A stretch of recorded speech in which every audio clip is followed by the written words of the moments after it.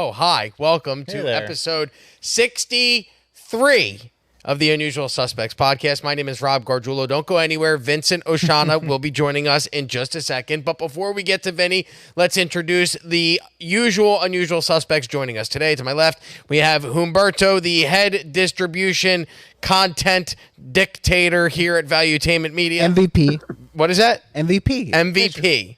300 million views assisted. Sorry. Why are you apologizing? It's a good thing. 300 million views. And also apologetic about it. To his left, we have Brandon Aceto, head researcher here at Valuetainment.com. Across from Brandon, we have the lead and only writer at VT.com, Connor Walcott. And then to Connor's left, we have Amy. She is Humberto's subordinate, and it's a very odd... I prefer Minion. Minion. Okay, so Thank that's you. why it's Thank a weird relationship. Like, it's very odd because, like, you know... That's my supreme leader. Well, I mean, it is. You look at, like, okay, there are people that look at, you know, what we do here, and they're like, look at those people. They're all in a cult, right? Like, they're right-wing cult. Yeah, they're all nationalists and everything. But then when you look at it, there's actually a cult inside of the cult. Humberto has it's like Humberto undermined Jeff Jones or whoever was the one that made them all drink the Kool-Aid because he's formed his own cult among the distributors here. Right? Obedience and service. That's what it is. Okay. Obedience, service, and a paycheck. That is the content distribution department here at Valuetainment. But of course, joining us virtually, and we'll get to him just a second, he is the Angry Patriot, which you can purchase this t-shirt right here at vtmerch.com. It's available now. Link in the description and in the chat, so make sure you click it and purchase it. But our Angry Patriot from a undisclosed remote location, only 2 more of these until he returns next week. Vincent Oshana joining us today. Welcome, Vinnie. What's up, guys? Oh, guys, I'm so sorry. I was doing abs. I was doing standing abs. I got. Yeah, guys. Well, thanks for having me. You guys, you know how it is, Rob. You know, working out. I just got to get the time in. But guys, and shout out to Kelly, who did that intro, the new intro for. That was Jake and Deli. Jake and Deli, we got to give them a shout out. That thing looks great job, Jake. Everybody, great job. Jake and Jake alone on that awesome intro. Only Jake. It's a music that makes it good. But I love you guys. Yeah, we're I should be coming home here shortly, but we don't know the exact date. But I love you guys all, and let's do this. I'm excited. Well, let's jump right into it. Vinnie, let's start with you because I saw this yesterday. What I originally saw was Elon Musk's tweet that he was taking SpaceX, Tesla, the Boring Company, Twitter, all of it out of California. And I went, well, what? Wait, huh? What is this in reaction to? And then I started to scroll through and dig deeper. And what I found was that reaction from Elon Musk was in reaction to a new law passed by the state of California that, you know, Governor Newsom pushed through, where children in the state of California can tell schools that they want to transition without the schools notifying their parents. Is that correct? Could you fill me in on where I'm lacking on the information side? And Rob, when this story broke, I was with Pat, with all the kids, and I saw this look on Pat's face, and I'm like, you know, in a Syrian, I'm like, Pat, movie, like, what's going on? And he's just like, look at your phone. So this yesterday, Gavin Newsom, as we all like to call him, and who some claim might actually be the Antichrist. I'm not the. It ain't me, but a lot of people are saying it. I wouldn't be surprised. But he signed law AB 1955, which prohibits schools from disclosing a child's sexual orientation or gender identity to parents. It basically prohibiting school districts from enacting policies requiring schools to notify parents about their children's sexual orientation or gender identity. So it stops schools from letting policies requiring schools to notify their parents if their kids are, you know, talking about transitioning or anywhere in that realm.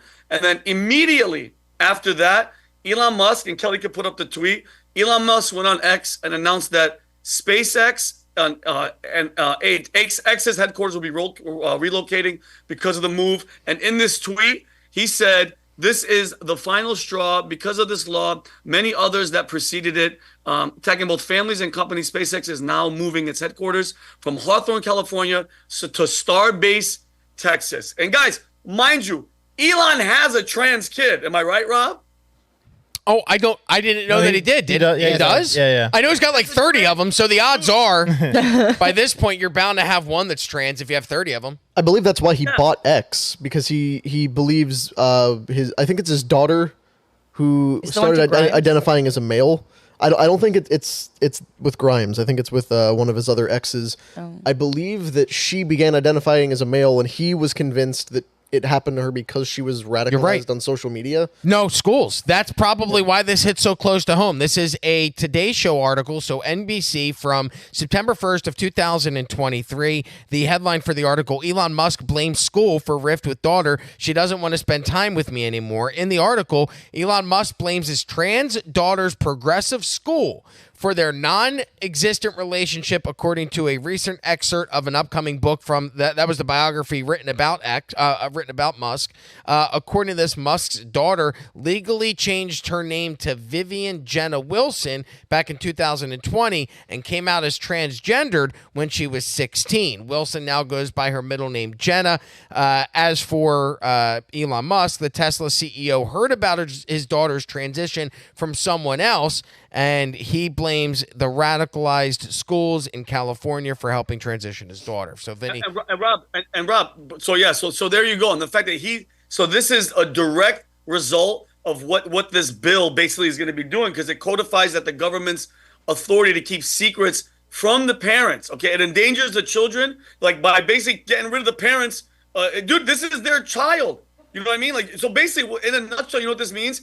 Activist teachers, students, outside groups such as, media platforms like TikTok, they'll convince your child that they're born in the wrong body, hide their social transition from the parents, and then it'll lead to them having these harmful medical mistreatments that there's no coming back from. Okay, that's what people have to realize, all right? And parents have the absolute right to have to know what the hell's going on with their kids, bro. Rob, you're the only one here that has kids. Am I right? Right in this room. Unless Brandon has secrets. Yeah, it looks like I'm the only one that has secrets. But can you imagine?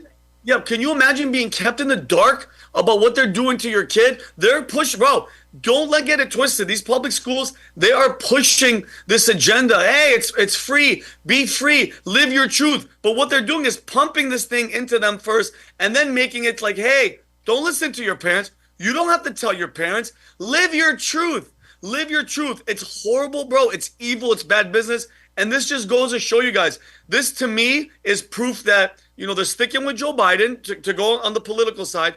They're sticking with Joe Biden. Gavin is probably like, okay, I don't have to play kind of, on the middle anymore, because, he did a couple things about a month ago that made people go, oh, he's helping the children. This is showing you exactly what the hell he is. That's exactly what they're about. And anybody living in California that has children in these schools, get the hell out. It's not safe. And I think this ideology and this evil rhetoric, bro, is pushing this agenda that we've been talking about.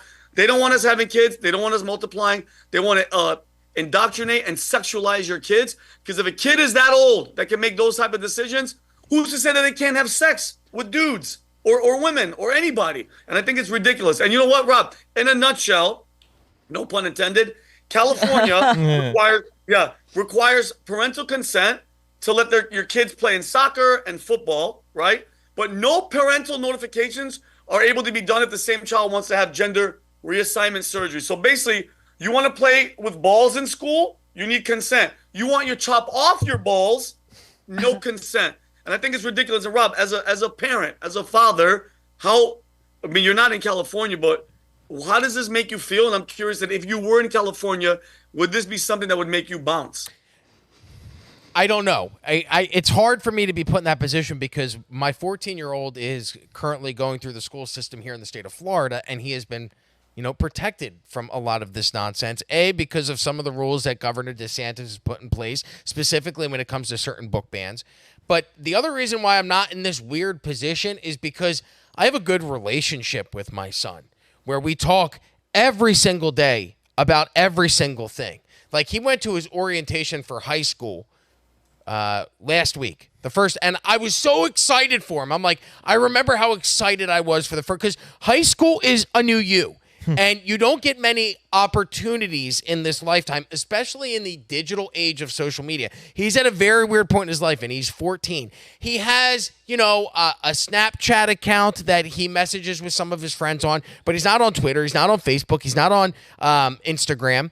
So he's not on social media. He doesn't have a social media footprint. He's very much like Thomas Michael Cook, the 22-year-old shooter of Donald Trump. No digital footprint whatsoever. Maybe my son's a Fed. But it's very interesting that he's at this point in his life at 14 where he can go to high school and start a whole new you, and nobody knows because he's going to He got accepted. I'm very excited. He got accepted to a prestigious film school here in the state of Florida. It's a charter school. It's outside of the town that we live in. So none of the kids that he knows from middle school are going to this high school. It's a chance to start over. And the first question I asked him, I go, "Did you like the school?" "Yes, I did." "Any hot chicks? Did you see any girls you were interested?" And he's like, "Yeah, there were some cute ones there." And I'm like, "Cool. So you're definitely into chicks?" He's like, "Yeah." And I said, "Ben, have you ever been into dudes? Because you're 14 and you haven't had a girlfriend yet. It's okay. I just want you to have that conversation with me." He's like, "Nah." And I go, "Are you trans? Do you feel that way inside, buddy? Do you feel like you were born a girl?" And he's like, "No, that's weird." Boom. That is the end of the conversation. If my son said, "Dad, I'm gay and I feel like I was born in a different person's body," we would be able to have that conversation regardless of what's going on inside the schools because we have a great relationship. I feel like part of the problem with this, Vinny, yes, it's bad to take this away from the parents, and it's absolutely evil to not let the parents be informed of what's going on with their children. If my son went into school today and said he was suicidal, the first thing that the school would do would be to call me to inform me. So you're telling me that it's okay for a school to contact you and let you know that your child is having dangerous thoughts to kill themselves, but to mutilate their genitals, no? So part of this, it's evil what they're doing. The other part is that it's bad parenting. It's lazy parenting. Parents have turned over the phones. The parenting now is done by tablets and iPhones and devices and not by the parents in the home. So it's very easy for a child to get radicalized by watching social media videos because their parents aren't paying attention to them. And then they go to school and now they're getting radicalized. And the parents have no idea because the parents are too busy staring at this than to have a conversation with their kids. Mm-hmm. But it's a systematic thing, though. So, it's not an accident that we suddenly have to have two parents working to maintain a standard of living because, the globalists put together this zero growth thing where the things, cost of things get more expensive, people make less money. And then, so you have no parent-child interaction. You have the schools indoctrinating you to have like less authority from the parents. But that's a bullshit excuse because, and here's why. Why? Are we within the 8 minutes? Sorry, I apologize. That's it. Because look, I work a lot. That has no impact though? No, because I come home from work and I have an office in my house. I go to my office, but I come out of the office. I'm working from my home office all night. I didn't go to bed until 12:45 last night, right? So I'm constantly working, but I'm also constantly removing myself from that. And every night we have dinner. When my son lives in a split home. He spends the weekends at his mother's. He comes home and lives with us full time. During the week, there may be a Wednesday or Thursday where he goes visits with his mother. Outside of that, we are home and have dinner every single night as a family. We sit around the table. We have 30 minutes where we talk about our days. We talk about what's going on. It doesn't take long to be a parent. You can be involved and active in your children's life in under 45 minutes a day. I think it's the quality of time more than the quantity of time. I would rather have a father or male figure who helps to actually instill those very essential values versus someone who's present every single day, but they're not instilling any of these things. Can I approach this from another angle? Okay, if you guys are familiar with Felix Guattari, degenerate, he's one of the guys that started the whole woke movement. He wrote a lot about queerness in politics, and one of his points is micropolitics. Those are little subversive things that people do in their personal life to destabilize the structure of society. Okay, queerness, and I'm not saying this, you guys can find hundreds of books from the 60s, the 70s. Queerness to this people is a way to attack the societal norms, okay? Them pushing this idea is to destroy Western American society. That's what they're doing. The Soviets, I bring this all the time. The only thing they couldn't destroy is the nuclear family. So this law affects directly the parents' abilities to rule over their families. Like your first loyalty is with your parents, is with your sisters, with your own blood, and this goes against the central part that is a nuclear family. And on Rob's conversation with his son, my dad is German. He doesn't talk a lot, but we didn't have this conversation. But he had another approach. He's a pilot. He took me to a Polynesian island. It's called Tahiti, and I was probably 9. Girls were there, tanning. And then I realized I like women. That's what it is. It's the first time I saw boobs in my entire life. And it changed my life. I was like, this is the way. This is the way. Yeah. He didn't talk about it. He just saw me looking. He nodded. We acknowledged the situation. And never had problem ever before. I'll never forget. It was maybe my 10th or 11th birthday. My dad... I had a pool party, and I grew up in a very small town. So, like, I had 32 kids. We had one class went through every grade when I was growing up. So the kids I started, I'm still friends with, like, Robert McLaughlin and some of the kids that I grew up with. But we were from 1st grade to 6th grade. It was the same 32 kids. We'd have the same birthday parties. Everybody would go to everybody's birthday party. Nobody was excluded. It was very, like, pre-woke. It was woke in like 1993, like before that. So it was very inclusive. Everybody would be part of everything. But I remember very specifically my 10th or 11th birthday, my dad shows up, and I'll never forget, my mom got so mad at him. He showed up with a cardboard cutout of the Bud Light girl. It was like a chick in a bikini. This is 1993. It was probably in some liquor store that my dad was driving by on his way to the birthday party, and he grabbed it and brought it home. But I remember I had that same feeling. I looked at that and I went, oh, I like that. Oh, yeah. It was, that's it. Like, it was this beautiful French lady, not wearing a top, walking down this beautiful beach in the Pacific. I was like, this is my life now. That's what it is, Yeah. Worried parents of today would do that, but it would be Dylan Mulvaney from the Bud Light. Yes. And now back to Vinny's point. Exactly. Quickly, Vinny, because I'm at a very interesting point, because my 14-year-old, we're trying to work and have a good relationship with him, so I'm not that worried about the schools. The biggest problem is I see this shift. This shift did not occur when my son was 5, 6, 7, and 8. This shift in the pro-LGBTQ trans movement is relatively new. And it came when he was in middle school and now towards high school. So for me, my biggest problem, Vinny, is that I have a 4 or 5-year-old that's getting ready to go into 1st grade. And my problem becomes I can have that conversation with my 14-year-old because he is maturely there. My 4-year-old, 5-year-old is not. So at this point, what we have decided is that for the first year of kindergarten, instead of going into 1st grade, we're going to do kindergarten homeschooling. And the part of the reason why we're doing that is because of the indoctrination that's going on here in the schools. And Vinny, you mentioned California. This is going on in California. I have a buddy that has a 5-year-old daughter up in New Jersey, and he is as liberal as they get, man. He has donated to Hillary Clinton. He was a Hillary fan. He was with her. He thought January 6th was the worst thing to happen to the United States of America since 9/11. He was one of those people going, Donald Trump is a dictator and we got to stop him. He also had a daughter about 5 years ago, and she's at the same age as my 5-year-old. And one of the things he said to me, Vinny, was, I don't know what we're going to do, because he lives in New Jersey. I don't know what we're going to do with our daughter, because we cannot put her in the school systems because of all of the LGBTQ trans propaganda. This is the same guy who 2 years ago was saying, January 6th, 9/11, lock those guys up. They're domestic terrorists. He's now going around and going, hey, this is not okay. So when you talk about these people living in these states, you ask me, would this be something enough to cause you to move?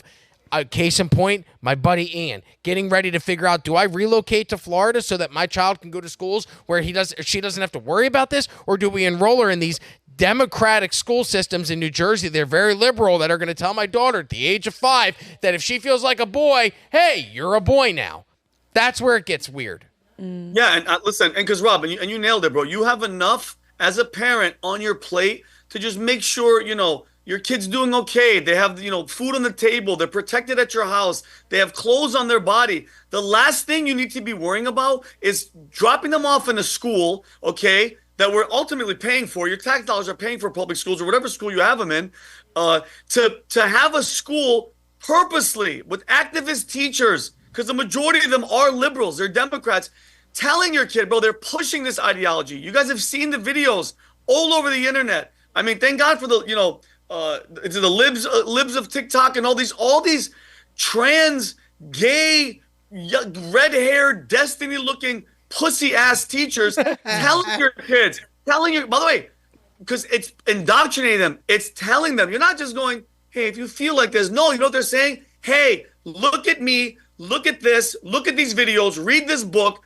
This is what you and that brain is so like easily manipulated and guided, bro. It's an agenda. Okay, it's an agenda to make them, as many of them in their community as they can. Because as I said before, gay people don't have kids. Okay, none of them do. They adopt or they indoctrinate your kids because that's how they multiply. That's the only way. So I get what you're saying, Rob. I just don't feel comfortable that dropping a kid off and then I got to bring them home and make sure they weren't programmed or brainwashed. And that's a child. That's a slippery slope. And I can't wait.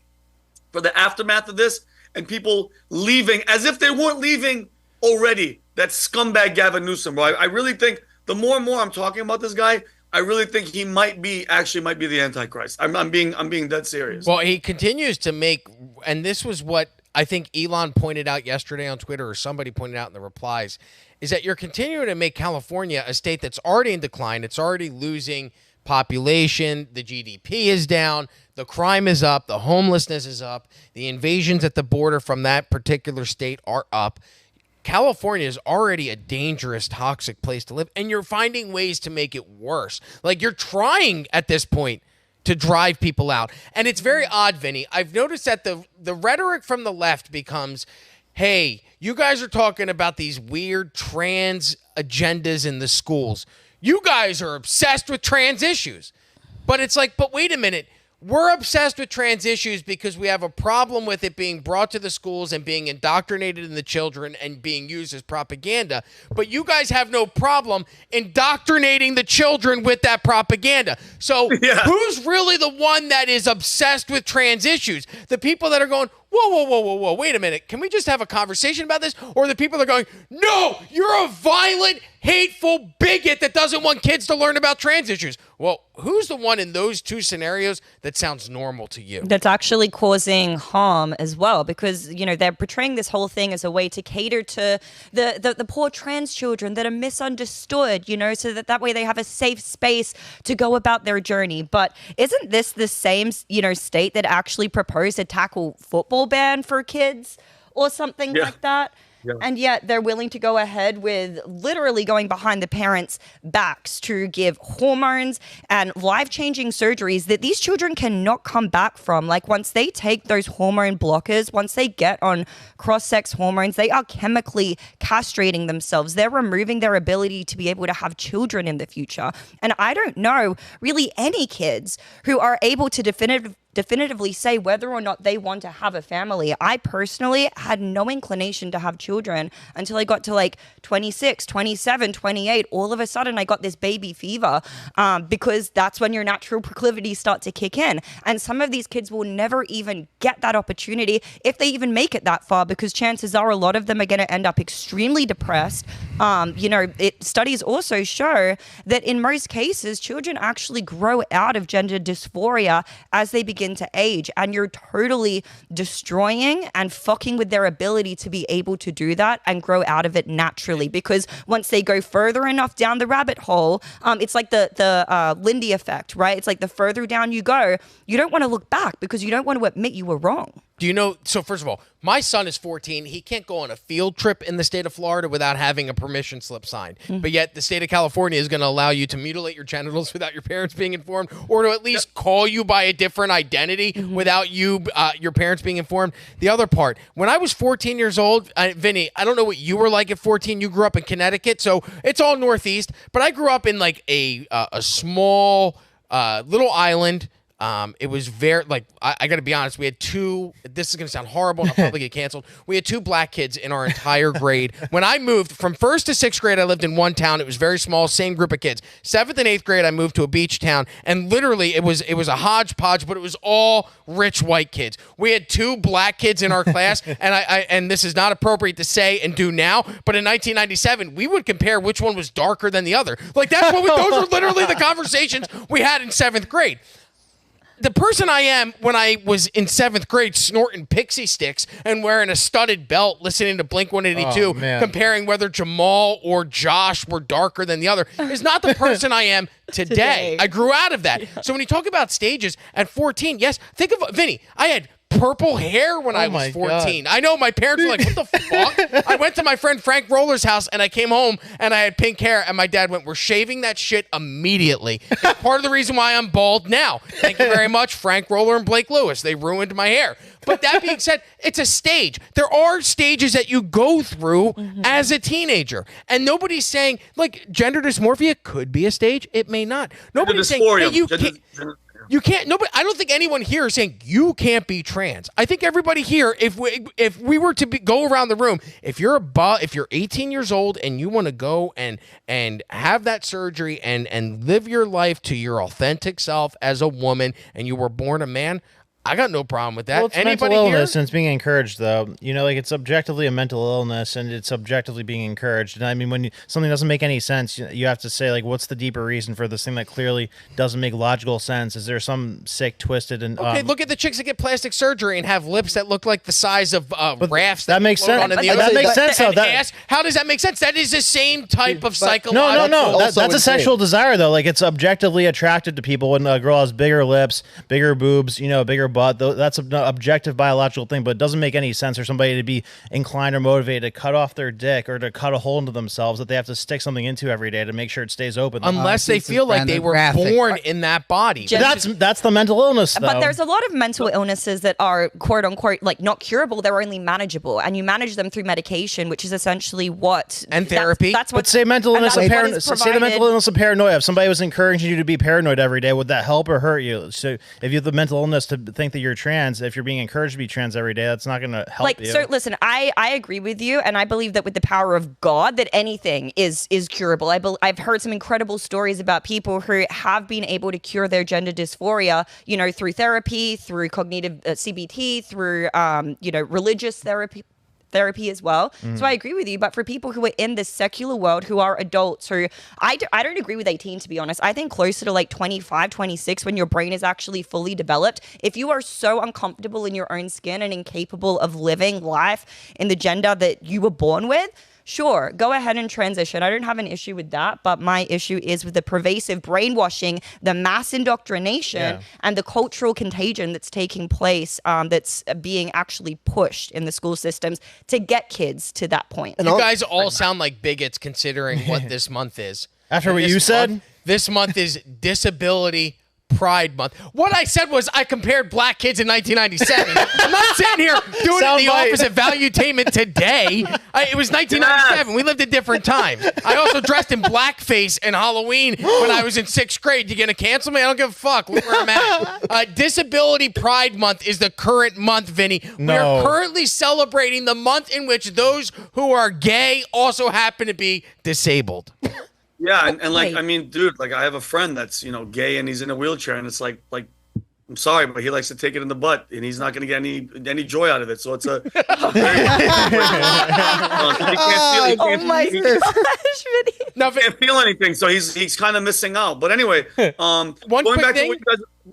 I want to hit on that one thing that you had hit on that I want to go back to, and I want you to talk about was people leaving the state of California. You're one of those people, and you also have family that's there. So when you and I don't know if your family that's there has children or not, but how do you feel as someone who's an uncle that has nieces and nephews that are going through this school system where now this is allowed? Oh, Robbie, that was dude. I'm happy you're asking. My brother has 4 children. 13. Like they're in the 12, 11, 10, 5, 4 years. They're all in that dude. This is the brainwashing years. And we were going back and forth. And dude, unfortunately, I'm in 3 separate group chats with one's Republicans versus Democrats. The other one is liberals with parents. It's a shit show. And people that are from California that are liberals, they don't see nothing wrong with it because they're brainwashed as well, Rob. But I want to go back really, really fast before I go, because I know we've been on this for a while. But yeah, Rob, majorly concerned. But my brother and all of them have been there for a couple of years. They bought a house. So the schooling thing is there. I think they're going to be shifting to private schools here shortly. But I want Kelly to show you guys this tweet exchange. So Donald Trump posted a while ago. He posted when Elon Musk came to the White House asking me for help on all of his many subsidized projects, whether it's electric cars that don't drive long enough, driverless cars that crash, or rocket ships to nowhere, without which subsidies he'd be worthless, and telling me how he was a big Trump and Republican fan and Republican, I could have said, drop to your knees and beg, and he would have done it. Gavin Newsom says, you bent the knee. And on the bottom, Elon replies, you never got off your knees. So I think that it sucks that, these overly extreme states like California, just all these New York, all these liberal places. It's like, bro, the truth, bad ideas have horrible consequences, and it's only a matter of time. There's a certain amount of crap that you could put in a porta potty until it's like, whoa, and nobody's going to use that porta potty. They go to the other porta potties. That's what California is. California is that porta potty at the end of like a soccer game, you know what I mean? And everybody's like, oh shit, and they're going to different ones because everybody knows that one is full of shit. It's horrible, it's disgusting, and everybody's leaving. So I just say to all the parents that are in California, it's not too late. Get the hell out. Come to Florida. Mm-hmm. Well said, Vinny. Yep. Well, let's move along. Let's talk about somebody who now, it's very odd because you read that tweet that Trump just eviscerates Elon Musk on every single level. His cars, the drivers of his cars that crash into people, the rocket ships to nowhere, the tunnels that aren't being dug, whatever he said. It's so weird that, Vinny, that exchange happened, and then previous to the assassination attempt happening, Elon came out and said that he was backing Donald Trump. It was like, it's very odd, the things that came out the day before or the days leading up to the assassination, because all we have focused on in the past 5 days has been the assassination. But if you look at the things that were being reported prior to Trump's assassination, Elon Musk was backing him, and Trump was going to start getting briefed on classified intelligence documents. Correct, Connor? Can you speak to that? Do you know that to be fact? When Musk and Trump the classified information that Trump was going to start getting classified intel from the government since he's running for president. If he assumes office, he now has to start getting daily briefings in case he takes over, and now he's in position. He's already caught up. Yes, Rob. He is getting briefings. He has to be knowledgeable and all that stuff because he's the front runner, and he looks like he's the favorite right now. You know what I mean? He's in the front. But yeah, I think, dude, it's such a shift. And dude, Elon, listen, guys, I think Elon Musk is extremely intelligent. And like I said with bad policies, it's only a matter of time till people start going, wait a minute. Because Trump, Elon's like me. Elon was never he never hated him, but it was just like, it's Donald Trump. He was, you're fired. He's the apprentice. I would change the channel. But now it's like, oh my God, bro. Elon Musk, the curtain has been opened. And he's like, holy shit, bro. I never thought Elon would come this far to the right and be like, yo, listen, these people are disgusting. They're going after your kids. They're going after the country. They're trying to assassinate the president of the United States. Guys, I know that, the news cycle's kind of getting slowly, it's going to move on in about a month. They won't, unless the Trump campaign, everybody keeps talking about it. But they tried to kill the president of the United States. And we keep hearing reports. The guy had a transmitter. There was another shooter.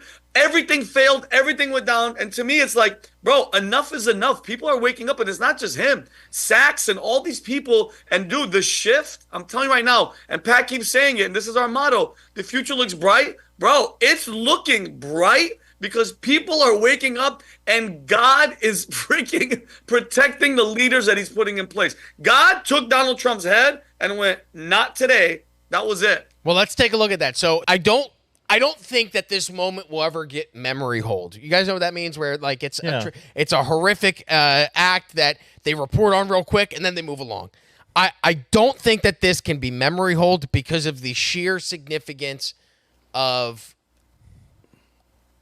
the miracle that took place. And I hate to. No, I'm say sorry, it, Rob. I'm not a God guy. I get that you guys are, and I'm so happy for that you have found that. In my life, in my journey, I have not found that yet, but I am getting closer. And believe me, I've had Maneks about this, where I'm talking to a guy on Manekt about Jesus, and I never thought I'd be at that point. But like seeing what I saw on Saturday made me go, holy shit! That I don't know how you explain this other than a divine intervention. Take a look at this video right here. Okay, go ahead. Bullet 1. Bullet 2. Hit him. Bullet 3. Oh my goodness. Holy shit. So that's why I go like, hey, again, not a God guy, but like, Vinny, how do you explain that as anything else other than a miracle? Wow, dude, there is no other explanation to me. And somebody's like, well, you just pointed at a chart into the left. No, guys. They tried to kill him. The deep state tried to kill him. They had multiple shooters. They had everybody fail. They had the Secret Service fail. Dude, I'm telling you right now, this was their shot. They thought they had it. They had the MK Ultra brainwashed kid. Did you guys see a photo, aerial photo of just like, he looked like he had something was mentally wrong with this kid. You mean to tell me he got up there? Bro, all the things are pointing at a coup, and I'm telling you, after seeing that and seeing Donald Trump, bro, and I'm wearing, by the way, I don't wear this cross for like a stylish, like, yeah, I'm chilling, I'm wearing a cross. Guys, I have seen the light myself, and I'm telling you guys right now, and I think it's in Romans, God picks the leaders that are going to lead in this country, in the world, okay? He picks them. That's what's happening, Rob. It's not his time to go. And I know, I love it that they're fuming. Dude, they missed their opportunity. And I know you're going to get into it, Rob. There have reports of multiple shooters. And I know you're going to get into it. But, Rob, I have to go back to something that you said. It's Trump's rhetoric. It's this rhetoric. I know you're not blaming him. But let's please not forget, the moment he announced he was running, they all came after him, so he was left. Dude, he was a cornered animal, and guess what you do? As a New Yorker, as a business guy, as a tycoon, you go after them, bro. That's the only time I disagree. Because if you announce, hey, you know what? I love the country. Everybody loves me. I'm not racist. I talk to everybody. Here, guys, America, let's make America great. And everybody, CNN, politicians, everybody starts coming after you. No. He's a boss, bro. You go back and you fight back. And I'm telling you right now, Donald Trump is 100% protected by God. And, dude, you know what that means? That he's meant to do something better because, dude, right now he's saving us. Like, well, dude, if Biden won, if he was killed and Biden and them keep going, where's this country in 4 years, bro? Where are we? Well, it made me think. Done. We're finished. What happens if those, like, it's literally, when you look at it, mere millimeters and mere seconds away from the one of the worst things that any of us would have ever witnessed on live television, a president being assassinated for the entire world to see. What would have happened if the planes on 9/11 tilted left and missed the buildings? It makes you start wondering those things. Where would I was driving into work today and thinking about that. I went, where would our country be if both of those planes don't hit their intended targets? Do we even have a Patriot Act? Does the NSA continue to spy on Americans? Or was that done by design so that we are in the position that we are in today? And that made me go back to the Trump stuff and go, okay, well, was this done intentionally? Because what they continue to say, and we've talked about this, Vinny, is security lapses. And now they're saying an intentional security lapse. And that can't exist. It can't be an intentional security lapse. It would just be dudes trying to get the president shot. Yeah. Well, Rob, and now that we keep finding stuff out, some of the people on the stage that were rushing him weren't even Secret Service. They were outsourcing people like Marshall. They had Marshall badges. And then all the females. And then, bro, they had this guy for, I think, 27 minutes, or they were monitoring him. He was pointing at the snipers, at our snipers, with a rangefinder, and they were looking back at him with the rangefinders. Do you guys understand let me explain something to you guys, okay? From a military standpoint, you're out there, you're chasing a guy, there's a questionable individual running around the perimeter, okay, with the rangefinder, he's suspect, that speech is finished, okay? Hey, I know there's a bunch of people here, wrapping it up. We're done. Get him out of there. They purposely left him there, Rob. They purposely left him there. And guys, it's called the deep state because they're deep. It runs deep. CIA, FBI, politicians, local law enforcement, judges, lawyers, they're all on the same fucking team. People need to realize this isn't the nice and cozy country that we all think we're messing with, guys. There's good and there's evil, and they're trying and they fucking lost. And I wanna, Vinnie mentioned Romans, and it's a good verse. It's Romans 13:1. Let everyone be subject to the governing authorities, for there is no authority except that which God has established. The authorities that exist have been established by God. That's what Vinny's referring to. And another kind of schizo, but it's a good theory. Trump was shot at 1811. And then if you look at the Bible verse in John 18:11, it says, the armor of God one. Put on the whole armor of God that you may be able to stand against the wiles of the devil. So that's crazy, right? So there's divine intervention right here. Like, I'm 100% convinced. Yeah. So, Vinny, you mentioned a few things. Let's get to, because this wasn't a Hootie and the Blowfish concert, right? It's not Darius Rucker on stage. If there's a guy walking around with a rangefinder at that concert, they're going to shut the thing down. For some reason, one of the most polarizing people in human history, the leading Republican candidate going into the biggest elections of our lifetime, is on stage. There's a guy walking around. You said 27 minutes. Let's pull this up. This is Fox News. According to Fox News, officers reported man at Trump rally with rangefinder 30 minutes before the assassination attempt. So going to what you're saying, Vinny, yes, there were warning signs. According to Fox News, and there are multiple reports, we'll go through them all, local law enforcement officers spotted a suspicious man carrying a rangefinder in or just outside the venue before Trump took the stage on Saturday. That officer reported the sighting to state police. He then took a photo, and there was discussion about whether what he was carrying were a pair of binoculars to better see the event or a device used to locate a potential gun victim.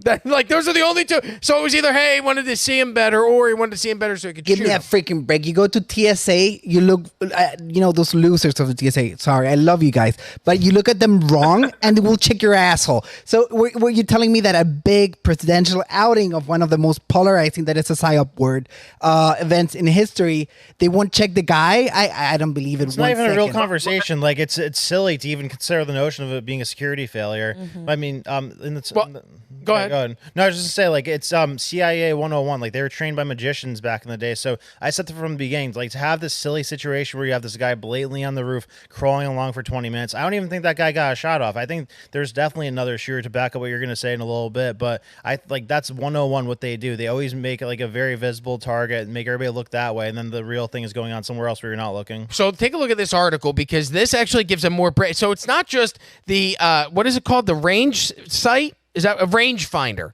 The rangefinder. It's not just the rangefinder, Vinny. Take a listen. So here are some of the things that have come out. This is from CBS News. This came out yesterday. Sniper took picture of Trump rally shooter, saw him use rangefinder before assassination attempt. A sniper from a local tactical team deployed to assist the U.S. Secret Service took the picture of the gunman, saw him through the rangefinder. The sniper was one of 3 snipers, members of a local tactical team, who was stationed inside of the building that the shooter shot at Trump from. So the shooter's on top of the building, and inside of the building that guy climbed up with the rangefinder, and we'll get to more details in just a second. Inside of that building, here's the church, here's the steeple, see all the people? The people inside were snipers for the local sniping team, the local tactical unit. It doesn't get any more Keystone Cops than this. The guy that shoots the president, that's like, Vinny, on floor 6 of the book depository in Texas was Oswald. On floor 5 was the FBI and the CIA. Yeah. No, Robbie, and I'm telling you, like, bro, and I said this the last podcast, this is, let's just pretend he was killed, okay? All these questions, all these things, they all play stupid, Rob. Yep. We didn't know. This guy wasn't looking. We thought he was we thought he was one of us. By the way, there's no explanation. There's no defending it. They had their shot. I think there was a guy on top of the tower, okay? Because, Rob, there's other angles of bullets shooting off of railings. That one bullet that you said they hit the John Deere hydraulic thing. The other guy that was shot and killed in the head. Bro, it wasn't just one guy. That guy was the patsy. Just go up there, hey, Go up there, bro. You're gonna be. That's the brainwashed guy. But Rob, just really, really fast. I know we got to keep moving. I don't know, Rob. Talking about divine intervention and signs. And did you guys hear about Brandon Biggs, that white guy that 3 months ago predicted exactly what's gonna happen? And Kelly has the video. I want you guys to hear this guy. It's pretty trippy. All throughout, and I saw Trump rising up, and then I saw an attempt on his life. This bullet flew by his ear, and it came so close to his head that it busted his eardrum. And I saw he fell to his knees during this time frame, and he started worshiping the Lord. He got radically born again during this time frame. I'm talking. People say he's saved now, but he becomes really on fire for Jesus, for what I saw coming. Rob, he's on fire for Jesus. And Rob, and I love you to death, bro. And I know you're on your own journey, but bro, that guy saw it 3 months before. What is he? He should be a professional gambler. That guy's on fire. What did he have? That sports almanac that they had in Back to the Future? How would he see that? How would he know that? But yeah, Rob, please keep going, Rob, because I think the irregularities are just showing that they had it and they missed it. Yeah, and I'm wondering if it's irregularities done on purpose or on accident. Yes. Because, all right, once the sniper spotted the gunman outside and looking up at the roof that he eventually climbed and took the shots at Trump, the sniper also observed Cooks as he returned to the building, sat down and looked at his phone. At that point, the snipers took a photo of Crooks, the alleged shooter or patsy, or the confirmed shooter and alleged patsy, however you want to phrase it. Next, the local sniper observed Crooks looking through the rangefinder, an instrument routinely used by marksmen to determine the distance of a target. The man then immediately, this is minutes before, and if you go back and you actually watch the 2-minute time lapse that we played on Monday's show of the assassination attempt, you can see that at the 47-second mark, someone starts screaming to the cops, there's a guy on the roof with a gun. This is 47 seconds into that video. Trump isn't shot until 2 minutes and 2 seconds into that video, 47 seconds later. Or, I'm sorry, was it a minute and 17 seconds later? So they had a full minute to get Trump off the stage, knowing that there was a guy with a gun. The police heard it. They were in earshot. People were yelling at them that there is a man on a roof with a gun, and yet they continue to let the president or former president speak for a minute and 17 seconds before the gunshots are fired. The command post, after this guy, the sniper, sees the alleged or confirmed patsy, whatever we're going to go with, after they see Crooks looking through the rangefinder, they contact the command post. The command post, which was back inside of the building that the guy shot from. That's why they set up inside of the AGR or ATR building, whatever it's called. They actually set up the central hub of intelligence and communication inside of the building that the guy shot from. You couldn't make this shit up. You could take as many mushrooms as you wanted and then write out the most ridiculous assassination attempt of a former president of the United States. Nobody in their minds would come up with the idea that the guy is going to shoot from above the Streamlined Communication Command Center for the Secret Service. That's just batshit crazy. And Rob, and now, ready for this, Rob? Now, let's just say he did get killed and you have this information. They all have this information. He had a transmitter. If he has a transmitter, he's transmitting with someone else, okay? What would have happened, Rob? Nothing. They would have said, we can't answer questions. It's under investigation. There was loopholes, and not one person gets in trouble. And Kim Cheadle, the head of the Secret Service, she goes, the buck stops here. Well, guess what, bitch? The buck you dropped the ball. She's like, well, next time. No. There shouldn't be a next time with her. You failed at the highest level. Okay, he's not the sitting president, but he is the most targeted, most hated person on the planet because of that same deep state that she's involved in. Okay, and it's like, what are we even talking about? The guy was in the sniper building. What?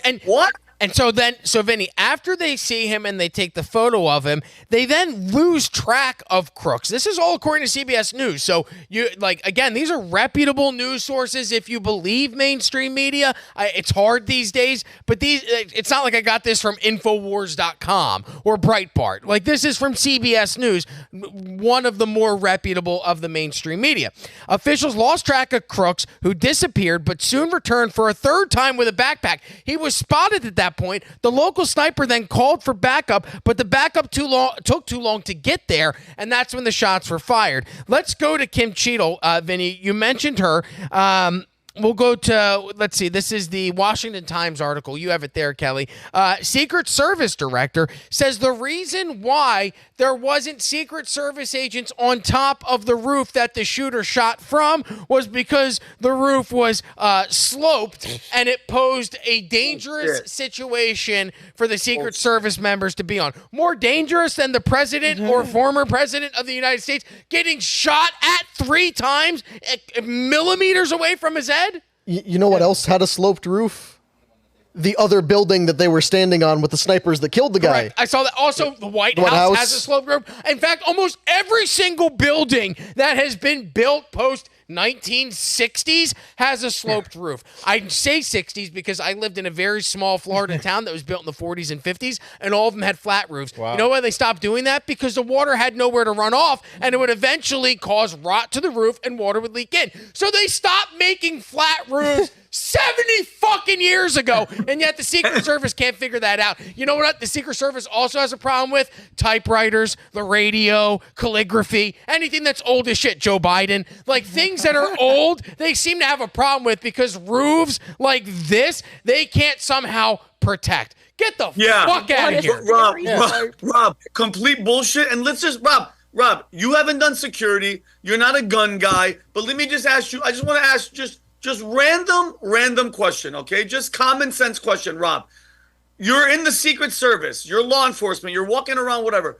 There is a questionable individual walking around that's very suspect at an event with the ex-vice president, and he's looking at the rangefinder like, what do you do? What's your first thing that you do? Do you have the president stay on stage?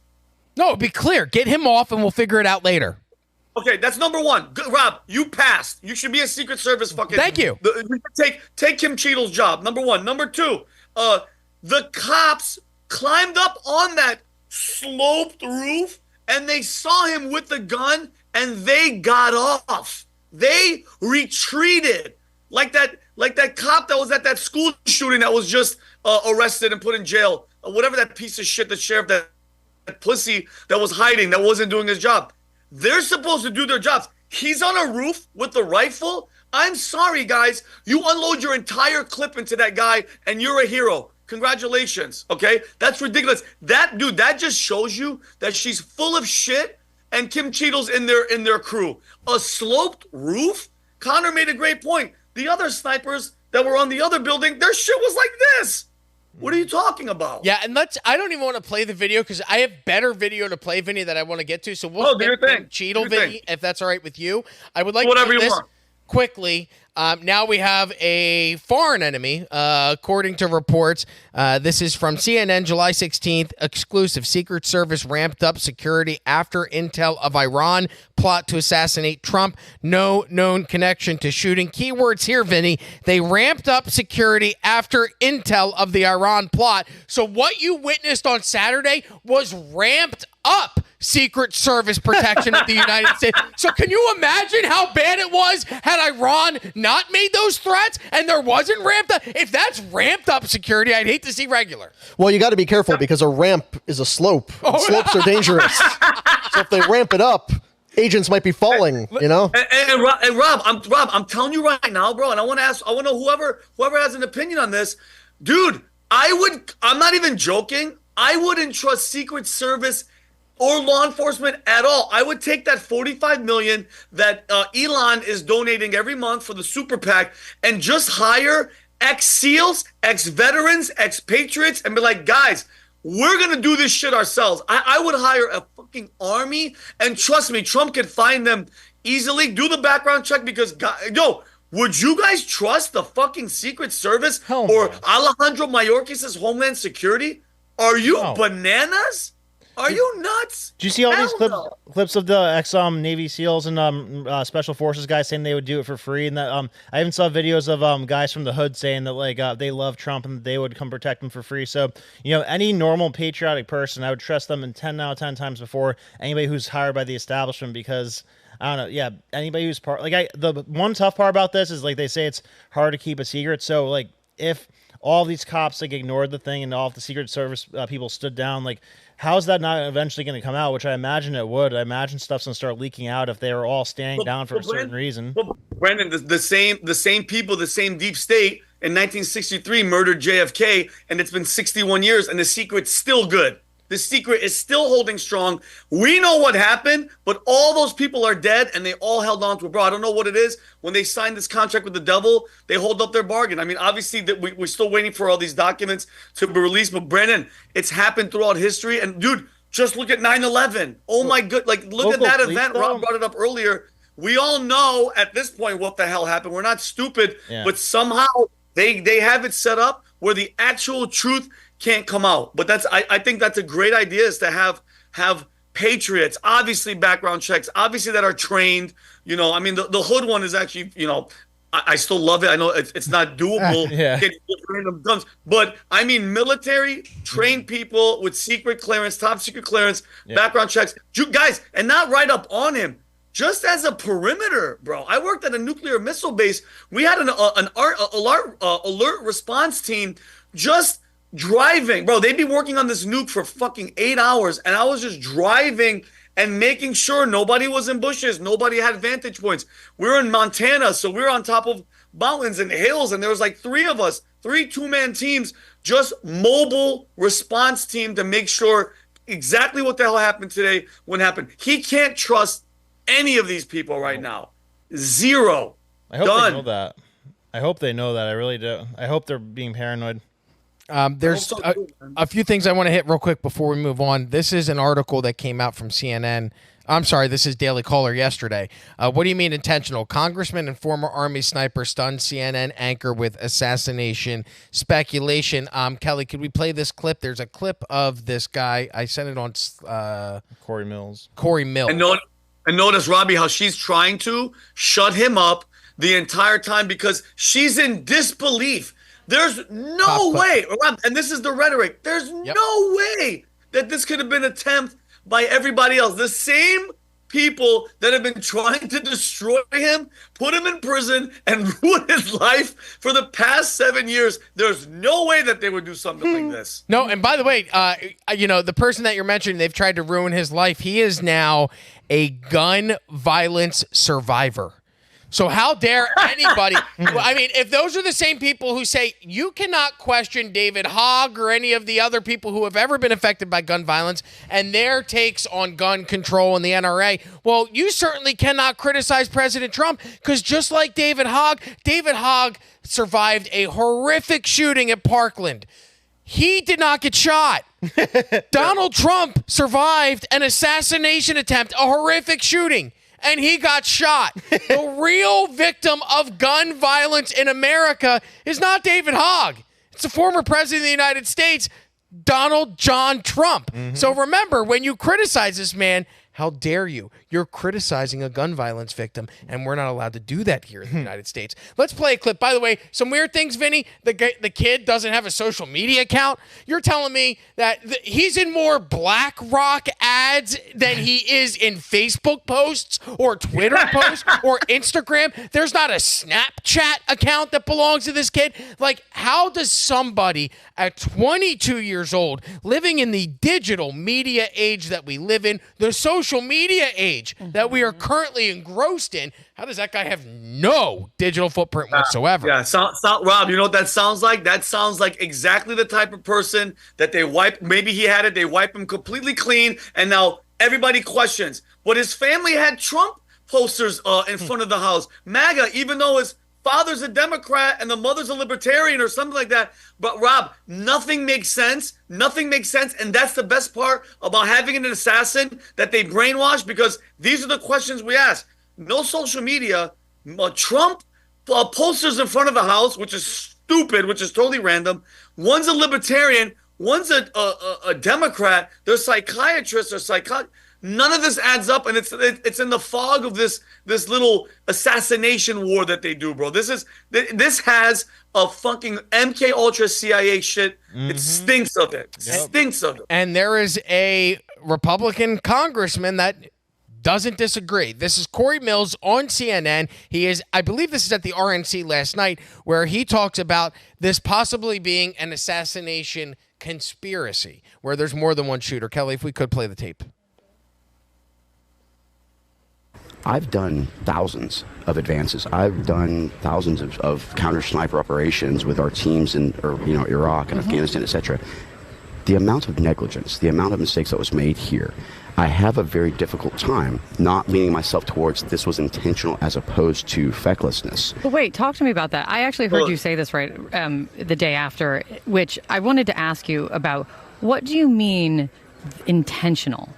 I mean an intentional failure on the part of... No, I wouldn't say an intentional failure on the part of, but I got to just, I sit here and I scratch my head. You don't want to be the conspiracist. You don't want to be the person. I'm telling you, because that's what it's leaning toward. No, I know. And that's the issue, is that you walk this fine balance of, you're not trying to be a conspiracist, but you look at it and you go, how could this have gone so... But it's one thing if someone on the street says it. It's not. You, Corey Mills, member of Congress, former sniper, you saying it, it makes my eyebrows go up. When you say you're walking the line on this, intentional what?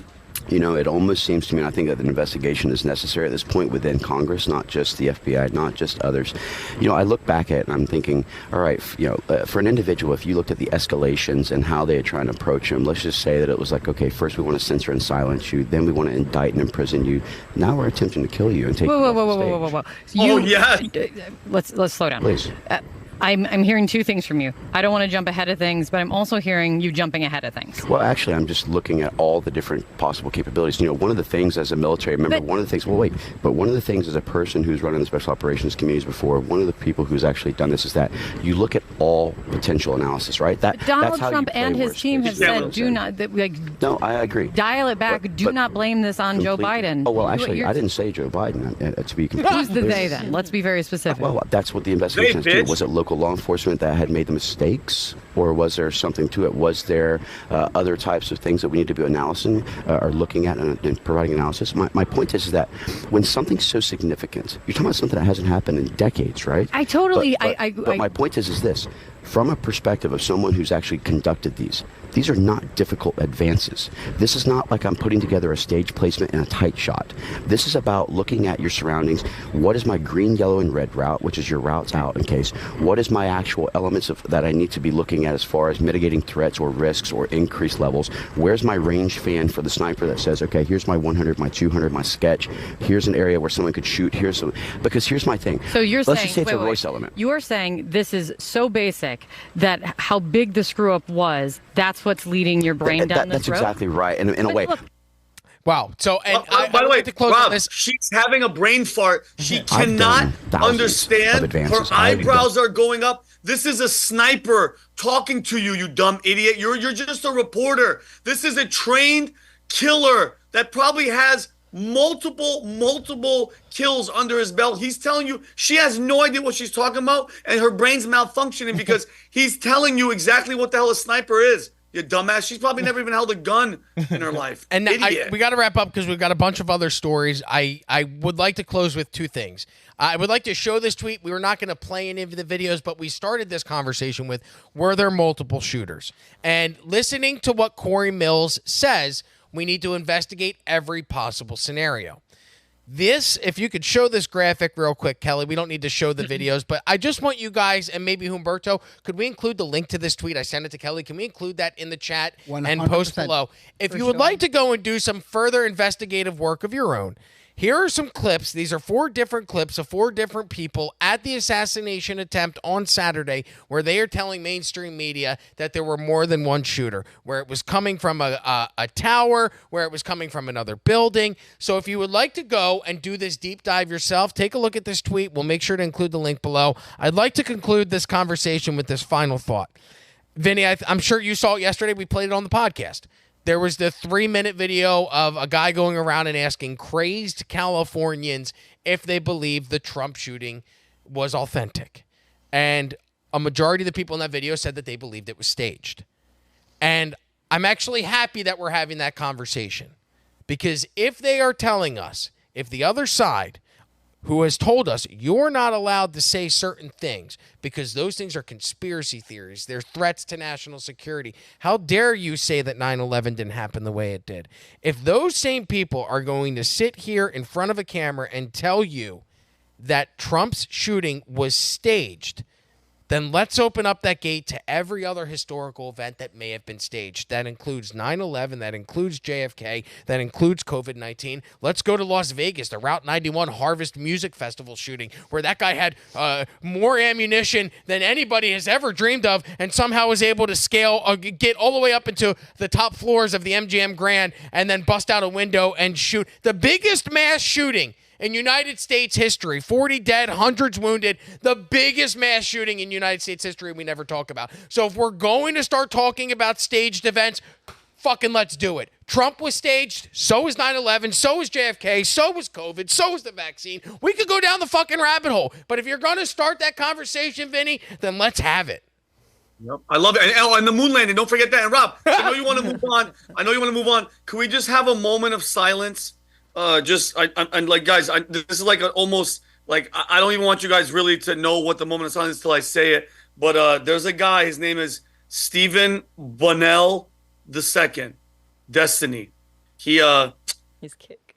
He was banned on Kick and he was demonetized on X because he was pushing the shit agenda that he was talking about. He was talking about the shooter. I'm sorry, the guy that was shot. The fireman's like, I don't give a fuck about him. I don't care about this. I don't care about anything. Guess what? You just got kicked off a Kick, and you got demonetized off of X. So Destiny, please, I hope if anybody, Destiny, that's for you. You blue-haired cock. This guy watches his wife. Used to watch his wife get banged by other dudes. He is the epitome of the left.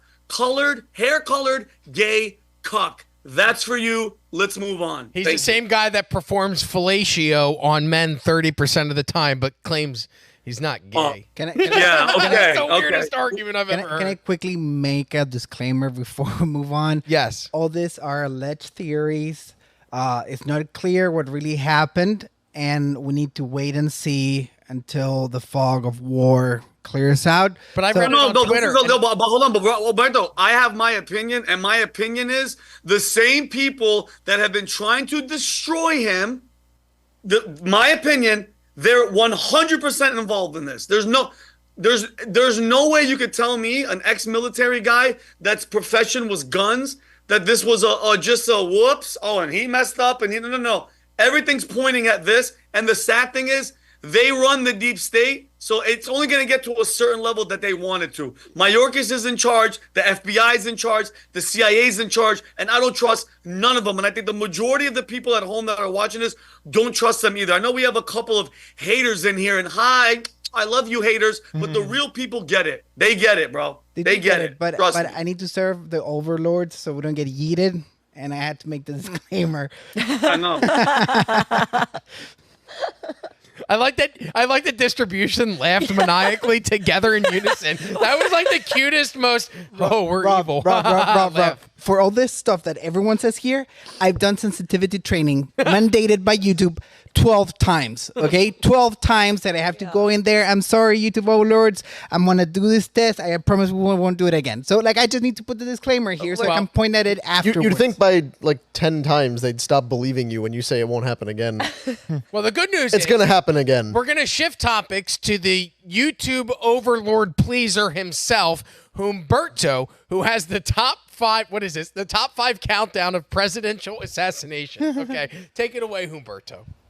You're going to love this. Vinny, you're going to love this too.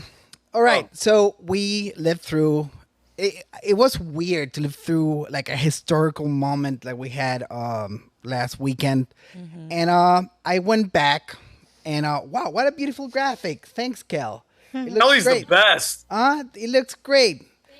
And I like that they're not in a particular order because I don't want any spoilers. So I started, looking into this. I only included assassination attempts. Some stats: 14% of all U.S. presidents had an attempt on their presidency, and 9% of all U.S. presidents have been assassinated. That's a quick stat. So it's a very dangerous job. Wow. So starting on number 10. That this was barely an assassination attempt. Like, it was the weakest one of them all. This is George W. Bush.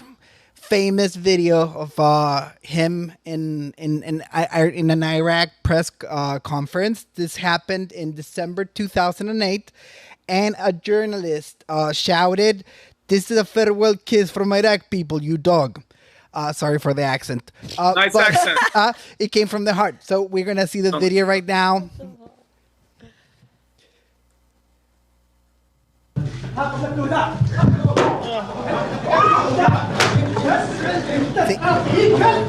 See what you want about him.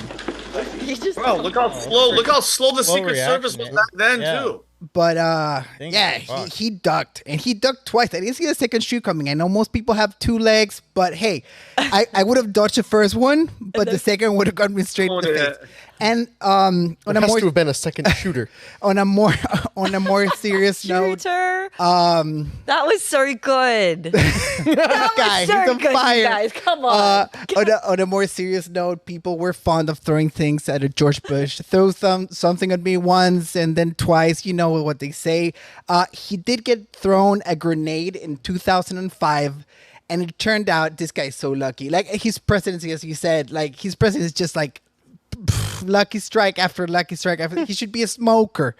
So they threw a grenade at him in Tbilisi. Is that how you pronounce it? Georgia?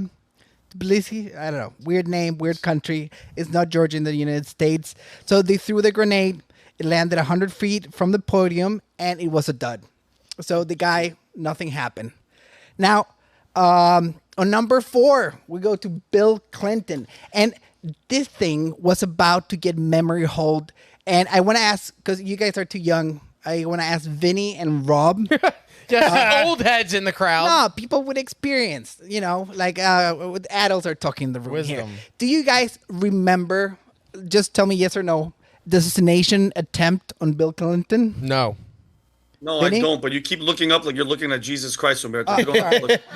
I'm looking here. No, just look at everybody else. I can see you. Okay, I'm looking at you. I miss you, buddy. I miss you. Love you. I love you. So, did you ever hear about the assassination attempt on Bill Clinton? No, I do know he had an assassination attempt on him, but I didn't hear what it was. What was it? He had 4, in fact. Okay. One of them, I'm going to name the minor ones. He had an assassination attempt in the Philippines by Manuel Noriega himself. And another one that someone shot in his general direction by, I think it was a Puerto Rican supremacist named Francisco Martin Duran. The crazy part is that Hillary actually coordinated all of these. She's used to it, so. Some wives coordinate Christmas. Some wives coordinate assassination attempt. It's not here nor there. But I had such a hard time, and Kelly, if you can pull up the newspaper print, there's almost like they wiped into it. There's almost nothing on this. As always, Bill Clinton has terrible luck when it comes to planes. Look, Rob, listen. Listen, September 11, 1994, there was an attempt on the White House involving a small plane. Frank Eugene Carter, the perpetrator, stole a Cessna 150 and crashed it into the White House South Lawn. Into the lawn? Yeah. Was he intending to hit the lawn, or was... No, he was aiming for Bill Clinton's room in the White House. And he landed on the lawn. And he crash landed on the White House lawn. Like, I think this is big enough. Like, you will remember this. I don't remember this. I'm looking now, and I've never seen this guy's name before. He killed 2 birds, 5 worms, and 200 ants. And PETA was pissed. PETA was really upset. Well, I've never seen this photo before, but yeah, there are photos that exist of. You can see the White House in the background and the plane wreckage. That's crazy. How crazy! He made it all the way to the lawn, but didn't hit the White House itself. That's crazy. I know. That's what I'm saying. How crazy is this? Like, what a loser! I asked everyone of age if they remember this, and nobody remembers. It's like a Mandela effect. Like, how crazy is that a small plane crash landed inside the perimeter of the White House? Well, and think about this, how even crazier it is. September 11th is when he stole the plane. September 12th is when he crashed it. think about what happened, 7 years later on that date where a plane was hijacked, and we don't know whether United 93 still to this day was heading towards the White House or the Capitol, but you would think that right there, where a plane had been used as a weapon against the White House in the past, that would have come up. And in 23 years since 9/11, nobody's ever mentioned it. Yeah. Nobody ever. It was so hard. It was incredible. Like I tried to look for news clips. Like I just found the newspaper. You can watch the video right here. This is the only video I found on the internet. This is super interesting, Humberto. Yeah. Thank you. Because as we've established, it was sloped and therefore too dangerous. It was sloped and too dangerous. There's no one on lookout So duty. here's a map. That's a crash site. That's the president's bedroom. They Wow, probably just changed it missed by it. now, and it just missed it. This is crazy. So you heard it here first or second. I don't know. We go to number 3 right now. One of my favorite people. It would have been a shame that anything happened to him. Ronald Reagan, and this is the one that everyone knows about. You can see this one. I don't even know if we have to show it. Like maybe Kelly show a few seconds of it. Like I think like the past week we've seen this video enough. Look at this. I'm waiting for this. Everyone's comparing the difference in reaction to Trump and how false. Shot and then gone. Watch. 5, 4, 11 3, seconds. 2, 1. He's already in the car and he's gone. Look, the car's already driving. Bye, hospital. What's crazy about that? The guy shot, Hinckley shot Reagan to impress Jodie Foster, who turned out to be a lesbian. So there was no chance that was ever going to work out. And she's totally in a chance. Hinckley is now out and he just runs a YouTube channel doing music. He should be trans. If he transitioned to a woman, then he could end up being a lesbian and be with Jodie Foster. We just need to enroll him in the California school district and indoctrinate him. But anyhow, he was funny about it. On the way to the hospital, he goes like, "Oh, I hope my doctor's a Republican," because it's funny. And right here, we have another video of another attempt. I don't know if it was full assassination attempt, but it was close. Like it meant harm to the president of the United States. So, well, you included the shoes in there, so I mean, well, it is. This is April of today 1992. and ruined when a heckler got on stage as keynote speaker. Former President Ronald Reagan was speaking. He's a former president, just like Trump. Speech, Pay attention. Unfortunately, we got to see his trophy smashed. Former President Reagan had just been presented the Distinguished Service Award at the Hilton Hotel and started speaking. But I believe the communications business has a key role in strengthening. Right. Excuse me, President Reagan. They sent it. 1 second. Whoa. 1 second. Let me explain something. Let me explain something. Like, dude, these guys are horrible, bro. They're horrible to let him get that close to him. It was an incredible thing. No, it hit the side, but still, you had the. Was that a shot that he took? No. He grabbed an award that was made out of and threw it at the president. That's what, because all you see is the glass exploding. Okay, It is. And here. This is my favorite of all time. This is my favorite all time. Kelly, just let it roll. Who is it? Well, let them know who is it. This is President Reagan 3 months after the actual assassination attempt, making light of it. Yeah, a balloon pops in a crowd. Take a listen. By its very existence and character, Berlin remains the most compelling argument for an open world. We're reminded of the many traditions of openness and democracy that have marked the history of this city. Missed me. That's why I love this guy. That's why I love this guy. His comedic timing is, chef kiss. Mm-hmm. And now, like, my list, it jumps up on badass from like 0 to 100.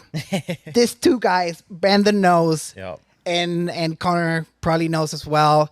These guys are something else, okay? We're heading straight into like hairy chest, legends. Territory. I don't know if you guys heard about the Theodore Roosevelt assassination attempt. This took place in 1912.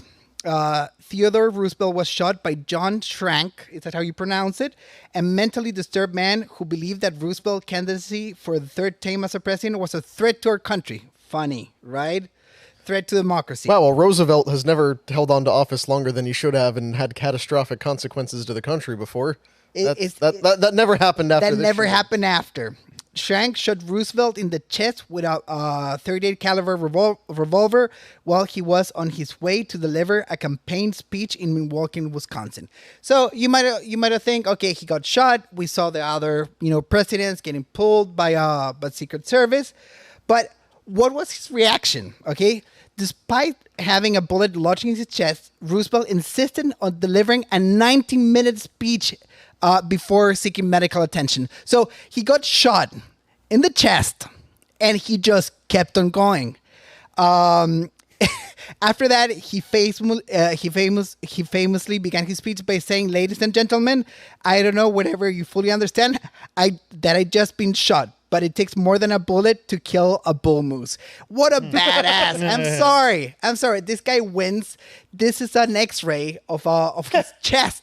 They never took the bullet out because the doctor thought it would be more dangerous to remove the bullet. So he lived until, the end of his life with a bullet lodged in his chest. Wow. Look at the difference. This is the headlines from the time. Theodore Roosevelt is shot by a maniac. Like, we saw the mainstream press reporting on Trump. Like, Trump fell. Loud noises around Trump. Theodore Roosevelt injured by loud sounds. Yeah. Yeah. Pop rocks. A bag of pop rocks.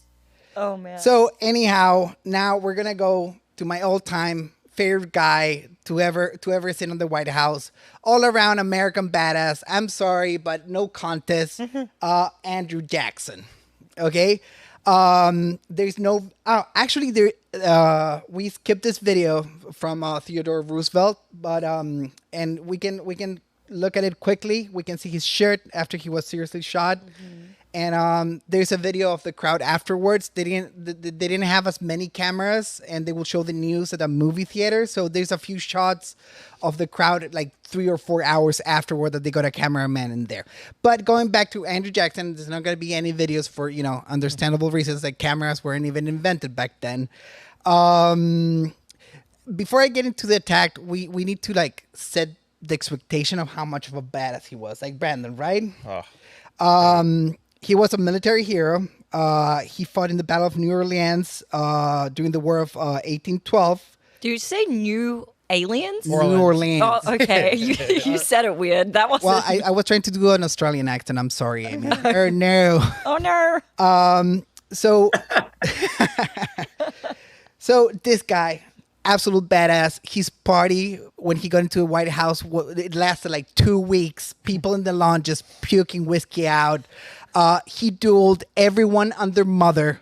If you ask this guy what your body count is, people say he's over 100. He was dueling people to death while he was in the White House. That's how they would sell disagreements. Yeah. And I don't know if you have the quote there. Like how he entered Congress.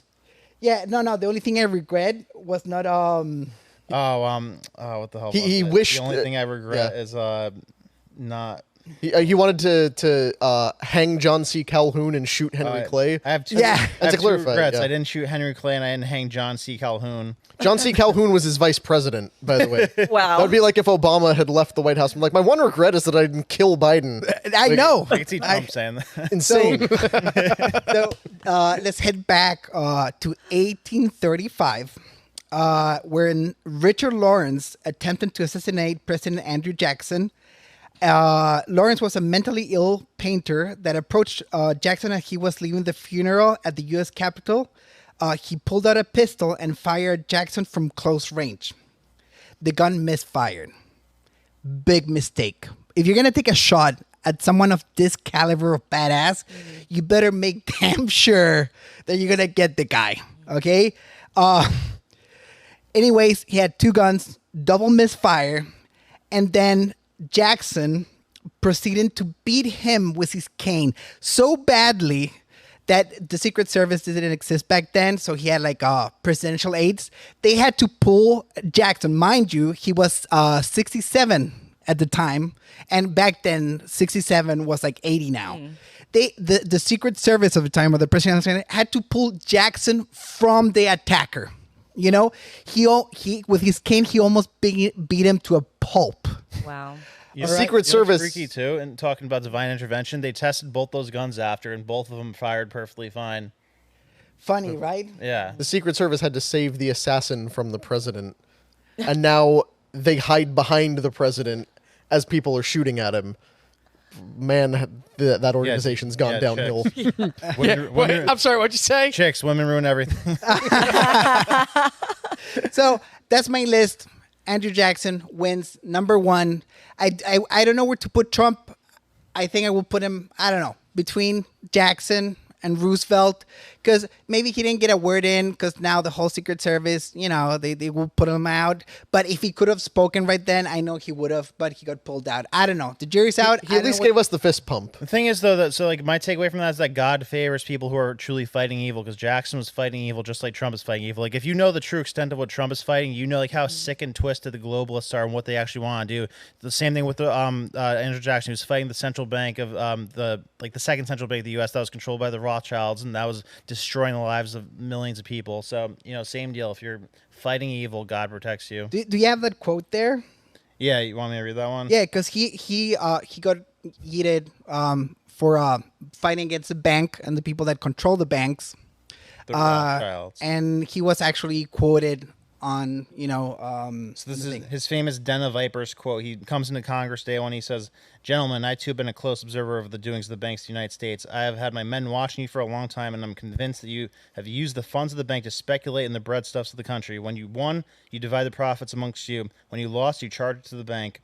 You tell me that if I take the deposits from the bank and in its annual charter, I shall ruin tens of thousands of families. That may be true, but it's your sin. Should I let you go on, you'll ruin 50,000 families, and that'd be my sin. You're a den of vipers and thieves, and I'm determined to rout you out, and by the eternal ether of God, I will rout you out." So that's how he comes in day one, like Trump style, you know, telling them straight up he's going to stop what they're doing. Like, if you read up his quotes, he's probably the only guy ever to out-Trump Trump, in my opinion. Yeah. So, yeah, I just want to open the conversation. I don't know if you guys have anyone on your list, assassinations, attempts or successful, any weird ones. I didn't want to get into JFK because we're probably going to do a segment later about MK Ultra. So I don't want to get too deep into it. Let's go to Vinnie first. I want to make a point of how Democrats just are really loving this assassination thing. Abraham Lincoln, Democrat, assassinated him. JFK, Democrat. MLK, Malcolm X, Theodore Roosevelt, they tried to kill him. Reagan, dude, it's weird. It's weird how all these Democrats are really into this assassination thing. And and this guy that tried to kill Trump, people are like, well, he registered as he's a Democrat. His family are liberals and Democrats, and it's just funny how there's a trend of that. If one side really does all the assassinations, it's just such a weird thing. But I think Donald Trump, bro. Let me explain something. I got to witness it. I wasn't live during JFK. I saw the shoe throwing. To get shot in that fashion in your ear, go down, and then yell at your Secret Service who are not doing their job. They should be called public service. They're not secret. We know what the hell they are. We know what they're doing. To get up and put his shoe on and then plump his fist and say, fight, fight, fight, because he's fighting. He wants us to do it too. Bro, hands down, it's Trump, bro. Period. Hands down, Trump, number one. Yeah. Assassination attempt failed with the hand of God, bro. I'm telling you right now, I just keep picturing literally God putting his hand on his head and going, yep, yep. Not today, buddy. Yeah. Well, and the stakes are the highest in this situation too. Like, I mean, compared to all those other ones, like there hasn't been a higher stakes time period. So that's what I guess why I'd give it to him. Yeah, I think Trump as well, 100%. I mean, we didn't get to hear a lot of these other people speak immediately after, but the emotion that was elicited from me, and I think the nation collectively, when Trump did that and screamed out, fight, fight, fight, like, you can't, it's really difficult to compare that. And it's literally over if he doesn't win, like, everything. Connor? No, Humberto, I think your list had it accurate. Andrew Jackson still wins because he's the only one who responded with violence. Teddy Roosevelt and Trump, I think, are tied at the middle of people who managed to give the the fist pump and actually do something inspirational right after. But Andrew Jackson still takes it. Well, great topic, Humberto. Let's move along. We'll get into j.d.vance because that was announced at the Republican National Convention this week. Trump's long-awaited, and at this point, it really does mean more than ever who he picks because we see what kind of target Trump has on his back or ear, whatever. He's clearly targeted by the establishment, and I think the VP pick is very important. Now, I was surprised by j.d.vance. Because the rumors going into it were Doug Burgum, Vivek. There were some rumors that Nikki Haley may slide in there, but it started being reported on Monday, early in the day, that j.d.vance was going to be the pick. Trump later announced it that day. Amy, tell us a little bit about the vice presidential candidate. Who is he? Where does he come from? What's his background? Yeah, I was pretty surprised as well, and really not as familiar with j.d.vance compared to some of these other candidates that we've been talking about all of these months. There's been a lot of widespread speculation this last week, or really since the incident. We've also heard, possible inquiries about a unity ticket between even RFK Jr. and Trump. We also heard about Massey all of a sudden. So I was really surprised to hear about j.d.vance.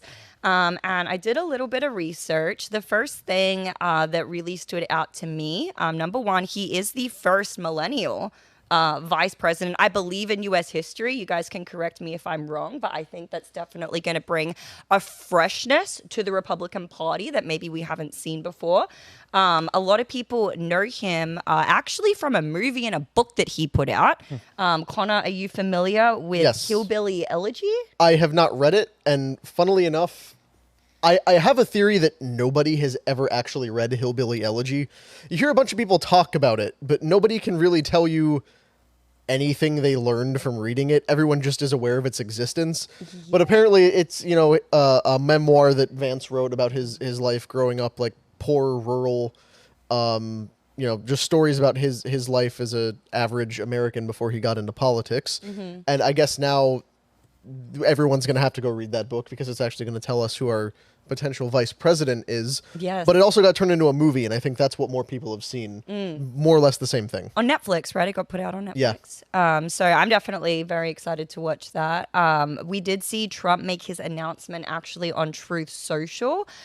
We can go ahead and pull up that slide. Kelly. So he didn't announce at the convention. I'm sorry. I thought he announced at the convention. He announced on Truth Social the first prior to. Okay. Correct. Oh, that's right, because he didn't speak. It was a surprise when he showed up at the RNC. So I apologize for misspeaking earlier. Yeah, no worries. So Trump did announce it on Truth Social. Obviously, this then got populated throughout Twitter and spread out all over there. However, at the RNC, they did announce him as the candidate after this had already gone out. And then they asked the crowd, if you agree, say aye. If you disagree, say nay. So they went through all of those formalities. Did a single person say nay? Not that I could hear. I can't imagine. Not that I mean, when I watch Trump walk in there, it's like we've been in his presence. We went to the Turning Point USA event. It is, for some people, I'm not one of them, but for some people, it becomes an emotional, spiritual event. When Trump arrives into a building, that was pre-assassination. Imagine now, yeah. Yeah, now, it was I can't imagine being in that building and the amount of just I don't know, fandomism that was going on because they love him, and now he's elevated to a different status, almost like saint status. Imagine being the one person to say nay and everyone just turns their heads towards Rick out of you. here. That guy's But one interesting thing, and a part of the reason why a lot of people are saying that this is a really bad choice for President Trump is because of the way that j.d.vance has actually spoken about him in the past. And he was actually confronted about this recently. Kelly, we can go ahead and play this clip, please. No, Senator, this is an evolution, and I know you've been asked about this before, about past comments that you've made about Donald Trump. You've said, I'm a never Trump guy, never liked him, terrible candidate, idiot if you voted for him, might be America's Hitler, might be a cynical a-hole, cultural heroine, noxious and reprehensible. I was wrong about Donald Trump. I didn't think he was going to be a good president, Brett. He was a great president. Yeah. So critics are essentially saying that really his priority isn't helping America or helping the president. It's the pursuit of power. And really, he just sees Trump as a vehicle to his ascension in accomplishing that. So for anyone who is looking for an authentic candidate, they're saying that he's kind of like the antithesis to that. However, as we have seen, there are a lot of people that have changed their opinion of Trump since his initial term in 2016. I'm one of them. So, I voted against him in 2020, and now I'm like, I'm on the Trump train. Choo choo, motherfucker. Let's go. And listen, and Amy, when it comes to people like j.d. Vance, and like same thing with Rob, it's like I can't. I hate the Trump derangement syndrome people that are still experiencing it, but I cannot blame someone that swallowed the Kool-Aid that was so easily and forcefully jammed down their throats. Because I mean, if you didn't have a certain like angle, if you didn't take a step back, you could have easily fell into that Trump hating world. I mean, there's multiple millions and millions of people that literally think this guy is Hitler. They didn't come up with that by themselves. They were taught. Nobody hated Trump. They were taught and told to hate him. So when it comes to j.d. Vance, like, and still, I can't wait to hear the rest, Amy. I don't know him enough to kind of be upset. I mean, some of his stuff that he said about Iran and stuff. But when it comes to that, I kind of like, you know what? He's seeing the light. At least he's admitting that he hated him and he's woken up. Yeah, I agree. I think we can cut in some slack. Were you going to say something, Brandon? Oh, yeah, no, I just, my most important issue these days is like whether or not you're a globalist or a nationalist. And he's a, hardcore nationalist. And yeah, so I could get on board with him because of that. Right. And, people I trust have a lot of good things to say about him. I saw that Tucker was really encouraged by it. And Alex Jones really encouraged by it. We're going to play a clip at the end from Tucker Carlson. Right. And Brandon. Well, sorry, I know. No, it's okay. You're good. No, but and then like the people who are speaking against him, like that's also a big thing too. So like the fact that CNN's pissed off about Vance and like how he's going to be like a sophisticated nationalist that like can speak well and sell people on it. That's something I can get behind. Yeah, Brandon, I think that's exactly it. That's what's been kind of encouraging to me because like I think most of us, I don't know a ton about j.d. Vance. I just kind of know him by reputation a little bit. All the right people hate him. Right. Of course, they were going to freak out about whoever Trump picked because they're going to want to knock them down just like Trump.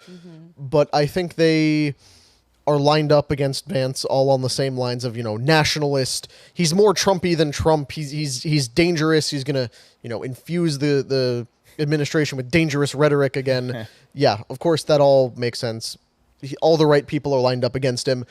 The only thing that makes me a little bit hesitant about him is that Trump likes him so much because Trump's personnel picks are very hit or miss. Yeah. Look at the last guy who was in this position, Mike Pence.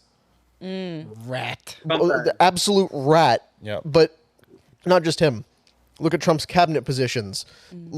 When he came into office, Jeff Sessions was his attorney general. Yeah. And look how quickly that flamed out. You can say Michael Cohen. You exactly. can even say the Secret Service Bill people. Barr that he propped up. He propped up Fauci for a while. Like all the people Trump endorses, it's extremely hit or miss whether they're actually going to be good. Yeah. But at least on Vance, I'm cautiously optimistic because it seems like he's made the right enemies and is in the right.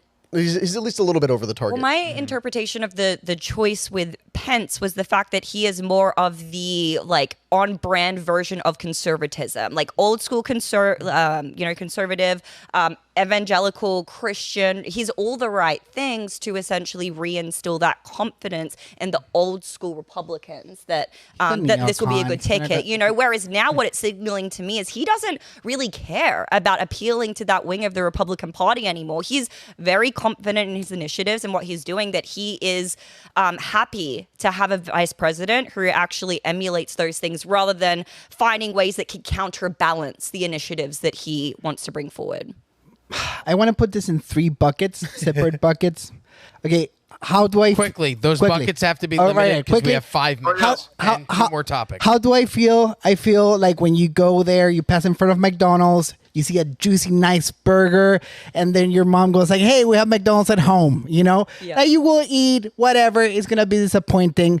Then he's very milquetoast, he's not going to push that radical change and cleanse this republic needs. He won't shake the grounds of the swamp. He won't be out there finding the people that need to be found. He won't be closing down any 3-letter agencies because he doesn't have it in him. And the other thing is the thing about consistency. He's the thing I know about him. He's changed, and he's changed a lot. And he changed his opinion. He changed his religion. He changed all these things. And when I put someone on the ticket, when I vote for someone, I want consistency. And he doesn't give me consistency. Right? Yet again, Trump endorsed, Tucker endorsed. I'm with it. Yeah.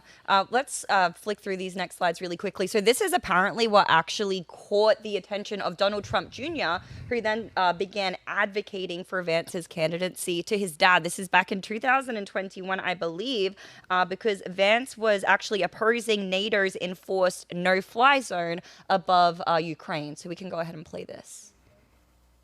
What a no-fly zone, it sounds nice, like we asked the Russians not to fly planes over Ukraine. What it means in practice is American Marine Corps pilots, Air Force pilots, and Navy pilots getting in dogfights with Russian jets, which the problem with that is it's not in our vital national interest.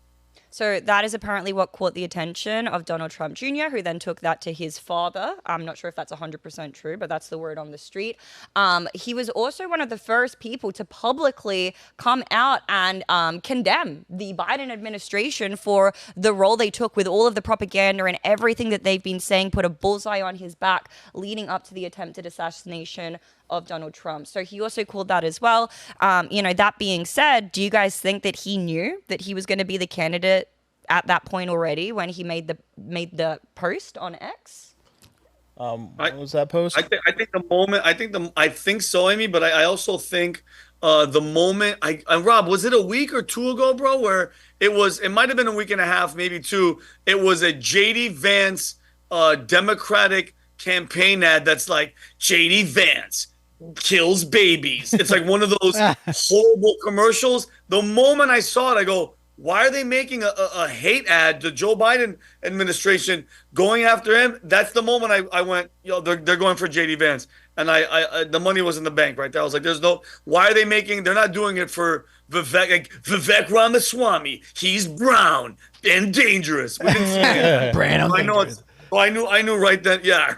Well, speaking of Vivek Ramaswamy, J.D. Vance and Vivek are actually old college buddies. The two of them and Vance's wife have all been friends apparently since they were in school together. Mm-hmm. Vance's wife is Indian, and funnily enough, one of their firstborn kids, I think, is named Vivek. So that's a interesting little. Well, speaking of Vivek, people are disappointed that Vivek wasn't the vice president pick, but I think Attorney General has to be Vivek. That's so much more of an important position, and he would crush it at that. Like, you need somebody who's aggressive and like knows what the target is and is going to go after it fearlessly. Mm-hmm. I don't think Vance would do that. Like, I think Vance is like a good, hype man, whatever. He could fill the role of vice president. Vivek will crush it as AG. There's very clearly a hunger to put Vivek somewhere in the administration. AG or bust. They're talking about Attorney General. They floated him for Chief of Staff. Apparently, he's in talks to actually take Vance's seat in the Senate for Ohio if Governor Mike DeWine names him the replacement. So we'll see how it goes. Vivek said he's open to a lot of that. He wants to see what the best fit is for him. But yesterday, Eric Trump, I think, actually just said, as a joke, after they had, named Vance and we're talking at the RNC, made some joke about, there's Vivek. I think he's my vice president for 2032. So if, Eric Trump decides to run, maybe we'll get another Trump Ramaswamy ticket. Wow. Could be interesting. And Connor, just you saying that, bro, doesn't it feel good finally that the future of the Republican Party looks somewhat bright? I mean, yes. J.D. Vance, young, Vivek, young, fire, energy, Matt Gaetz. We have a bunch, dude. It's not that dead old conservative Mike Pence freaking party of just warmongering rhinos. Some might say closet homosexual. It's you know what I mean? It's just I have a good feeling that, like, dude, good is overcoming and good is winning, and the future looks bright for us, man. Well, then I guess it's a good thing 100%. We're out of time for my story today because I think you're gonna have time for it. Let me know when Amy done. I just wanted to really quick just run through a couple of pros that I see for him. You know, some critics are saying that other candidates could have had more appeal to minority voters, but one thing that we can say, and we can show this picture, Kelly, that having 3 biracial babies and an Indian wife pretty much takes out all of the ammunition from the left's argument that he is some, bigot, racist, things like this. So I think that that's definitely one thing in his favor. We can click over to the next slide. I love his stance on DEI. He calls it as he sees it. DEI is racism, plain and simple. It's time to outlaw it nationwide, starting with the federal government. And then finally, we'll go and we will play Tucker's clip at the RNC talking about why he thinks that JD is going to be a great candidate. I learned. So now j.d.vance is the VP pick. And I think every person who pays close attention has got to be thrilled by that. And if you don't know much about j.d.vance, I'm not even going to make a case for j.d.vance. I'm going to tell you what I just saw, which is that every bad person I've ever met in a lifetime in Washington was aligned against j.d.vance. And I do think the negative case is often more powerful because I know of myself, I do not think I'm a particularly good person. I have strong reasons for feeling that way. I don't always think that my side is right. I know for a fact I have been wrong many, many times. And I hope to correct and be honest about my error. So it's not like I think that, I'm always, God's always on my side. Sometimes I'm not on God's side. But I definitely know who's representing the other side. It's a lot easier to tell who the people who are only in it because they like, killing other people in pointless wars. Like, I know who those people are. And their odor is so powerful that I can smell one when he walks in the room. And every single one of those people in a line that would extend from Milwaukee to Chicago was lined up over the last week to knife j.d.vance. Not on personal grounds. He's a perfectly nice guy. He's like one of the only members of the Senate with a happy marriage. So, yeah. Oh, wow. Says a lot, right? Yeah. Yeah, that's a great point. And bro, just hanging out with him for the time that we were there, so articulate, his vernacular, dude. That guy has more books. You ever go to somebody's house and you see books and you're like, holy shit, I'm stupid. Yeah. That was it, bro. No, he knows what he's talking about, bro. And I love Tucker. And that's a great point. Like, hearing stuff like that makes me kind of start leaning towards, liking this guy. So that's what I got to say. And Amy, guys, I love you guys to death. I'm going to have to sign off. You guys, so Connor, I don't want you to rush. Finish your story. I love all of you guys. Hey, guys, Angry Patriot shirt. We're going to put in the link. Dude, look at that flag. This is the big flag, and then look what we got in the back. The future looks bright. Nice. I love you guys. Take care of each other. God bless you guys.